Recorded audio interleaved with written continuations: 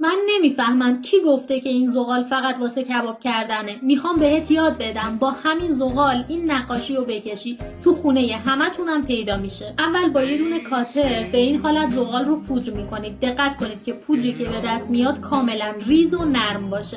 و بعد با یه دونه قلم و یه زب شروع میکنم سایه های موها رو ایجاد میکنم. دقیق شبیه به مدل قسمت هایی که تیره است رو تیره میکنیم و قسمت هایی که روشن‌تره سایه های روشن‌تر ایجاد میکنیم. و بعد با یه دونه کنته تار موها و تار ریش اطراف کار رو میکشم و با قلمو محوش میکنم. و در نهایت با پاکن تودی شروع میکنم تار موها رو میکشم. واسه اینکه کارم طبیعی تر بشه بین پاکنایی که زدم تیرگی ایجاد میکنم و بعد قسمت هایی که روشن‌تر هست تار موهای روشن‌تر میکشم. برای کشیدن ریش هم دقیق تو همون زاویه و جهتی که هستن تار ریش ها رو میکشم. اگه مبتدی هستی و دوست داری با همین ترفندهای ساده خفن‌ترین نقاشی ها رو بکشی، حتما بیا تو پیجم. مطمئنم که پشیمون نمیشی.